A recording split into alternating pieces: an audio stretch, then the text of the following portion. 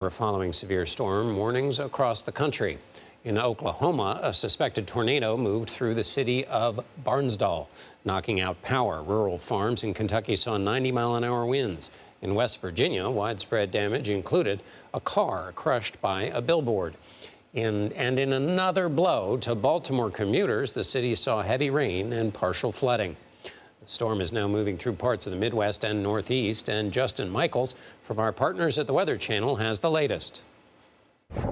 It happened fast and it was furious. Dangerous winds knocked someone at the University of Kentucky clear off their feet. Vicious storms cut a path of destruction across the Ohio Valley. Oh, dear God, this is bad. Mindy Broden posted this video after whipping winds tossed and flipped mobile homes in Hanging Rock. I thought we were going to die, but our camper is fine. In Columbus, 2 people were rescued after the Scioto River flooded. We're in a very dangerous situation. People just need to be very, very careful. A possible tornado touched down late afternoon in Louisville, Kentucky. The governor of Kentucky declaring a state of emergency. Traffic on this highway ground to a halt after high winds blew down power lines. Roofs blown off buildings in Nelson County, leaving debris scattered everywhere.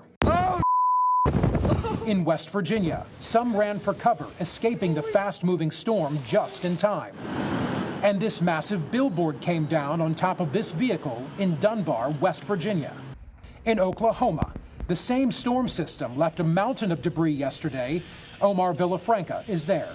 Last night's storm ripped through this neighborhood in Barnsdall, Oklahoma, just outside of Tulsa, and turned small buildings and homes into a pile of rubble like this behind me.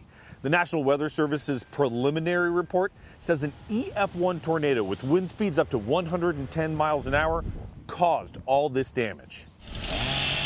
The tornado leveled 81-year-old Doris Parker's storage shed, but spared her life. I was praying so hard that the Lord would save me in my house. I didn't think about asking him to save my garage. Back here in the Ohio Valley, people are also starting the recovery process after the storm.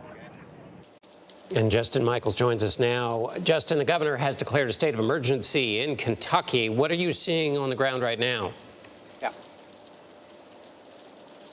John, I have to tell you something that I haven't seen maybe ever in my experience working on the Weather Channel is complete whiteout conditions. And I mean truly, if you look behind me, that is the skyline of Cincinnati, a stunning American city across the Ohio River from where we are in Covington, Kentucky. And John, as sure as I'm standing here, in 10 minutes ago or less, that city was gone, whited out by the power of the wind and rain whipping through here. Looking over here at Paycor Stadium, where the Bengals play, completely gone just 10 minutes ago. The severe weather line coming through here, tornado warning sirens going off over the last 20 minutes. The total transition back to peace and calm in just the last few moments of life here in this metro area of about 2.25 million people is astounding. And the interesting thing about that, John, is right now that that line has gone through, the severe weather here in this part of this area is over. People can get on with their evenings for all intents and purposes. We do still have a flood watch in place until 11 o'clock, so there are still some issues that could present. But as far as the severity of tornadic activity, hail, it's over at this point. Kind of remarkable what we've just witnessed. John, and to you. What about those, Justin, who have to worry about things this evening, which is to say, what are some other areas that might have weather yet to come that they should be aware of?